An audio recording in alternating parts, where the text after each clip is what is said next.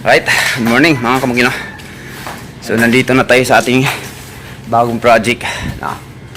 Meron akong nilagay dito ng mga kasama sa trabaho. Sila yung assign dun sa taas magsisiling.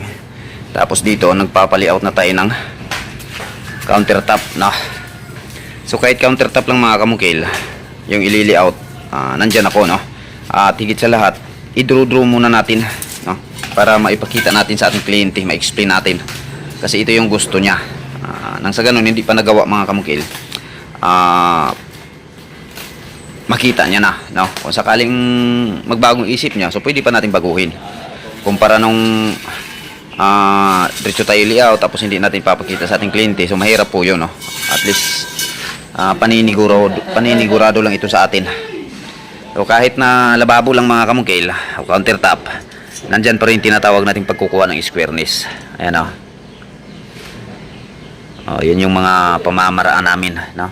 So, basta layout, huwag tayong pawawala sa squareness. May iba kasi, hindi, daanin na lang yan sa palitada, no? May mga ganyan eh. So, ili-layout natin to. Hindi pa ito mabubuhusan. Wala pang anumang makalagay dyan. Makikita na natin yung forma nito sa layout pa lang. Ngayon, ano na igo niya dyan? 150. Gikan region, sukati o 45 daw.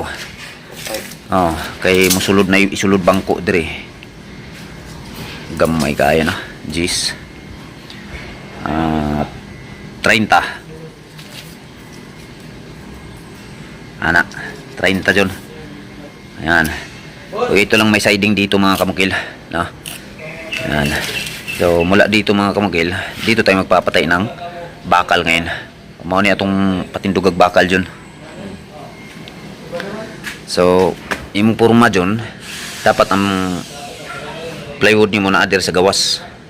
Masulod ni bagis. So, imong 2x2 ano yung ibabag pa na dito. Halimbawa, diri man tas tunga, no? Kini. Dalon mo ni dito padung. Para maka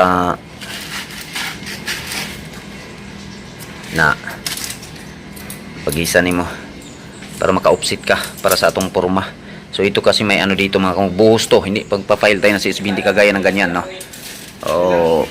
Dati tayo, galing tayo sa ganyan, no?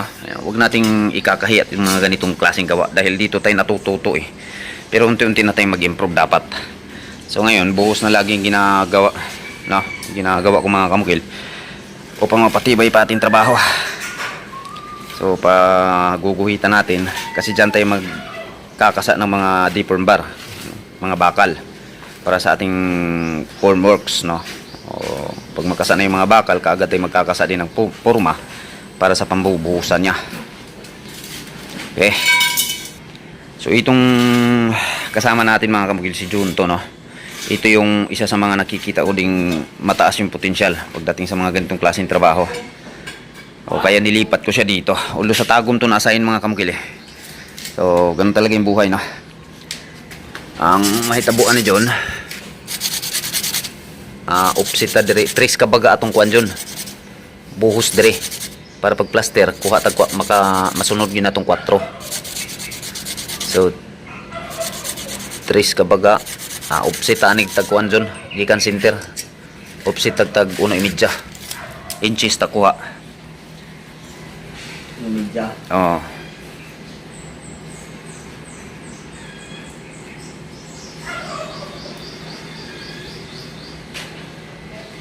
Yan, offset. Kailangan yun ng kamukil sa layout.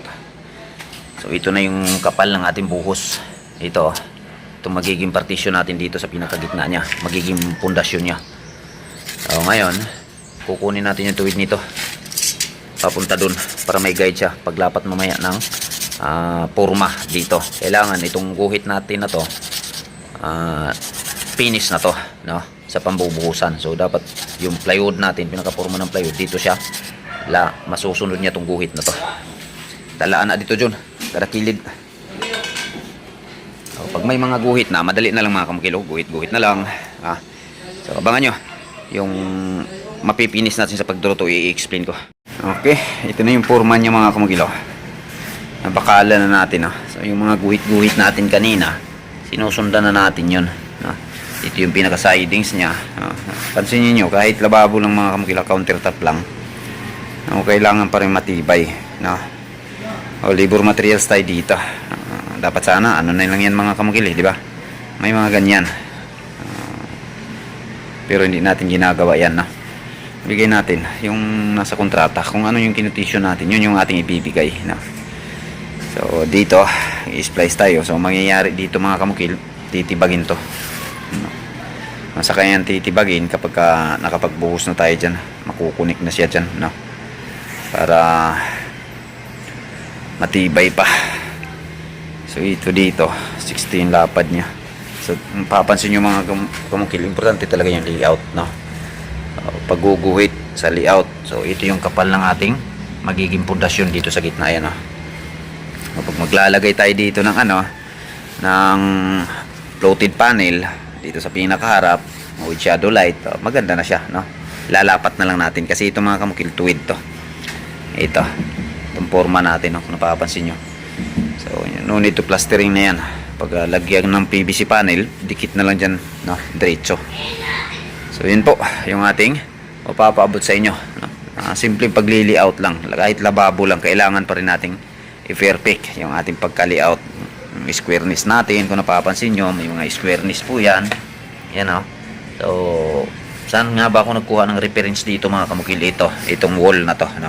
Ang ginawa ko dito, para makapag-umpisa tayo, makakuha tayo ng pang-iiskulahan. So ang ginawa ko dito, dahil tinitingnan ko na yung unang nagtrabaho dito, pagka may guhit, may hulog yan.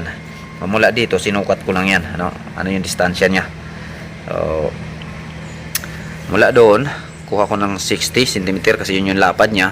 Although 58 lang po yan mga kamukila, 57 kasi may mga pasya pa tayo. So dito yung tama ng 57. Hinulugan ko yan mga kamukil. Nandun sa baba yung tama nya. Ito yung pinakauna kong ginagawa para makapagkuha tayo ng reference. Pagdating dyan, binatakan ko ng tansi. Ito na yung guhit na yun. So paano ko ba yan kinuha yung tuwid nyan? Hindi pa natin yan pwedeng maiskwala. Hindi din pwede tayo mag-iskwala sa wall kasi baluktot yung wall na yan. So ang ginagawa ko, dahil nakahulog itong mga kamukil, tuwid to, yung distansya dito kinuha ko rin dito. Yan, distansya dito saka distansya doon. So dahil tuwid naman tong file nila, so pag nakuha ko na yan, binatakan ko ng tansi. Doon sa tansi, sinukat ko yung gaano kahaba yung lababo na gagawin dito. Hanggang dito yung tama nya. Dito ako ngayon nag-squala, nag-squareness. Ito yung pinaka-reference natin sa tansi. Nakukuha na natin yung squareness, no? Pagdating na naman dito, may guhit na naman tayo. Kinukuha na naman natin yung squareness dito, papunta dun. Ito na yung guhit na yun. So yun na yung ating tatapatan pag nag-flooring tayo dito sa taas. So yung kapal nating flooring nasa 3 inches lang to mga kamukil. Ito na. So anuhan na lang to, flooringan, no? Plywood bukas ito. Bukas to mabuhusan na to. Okay, thank you.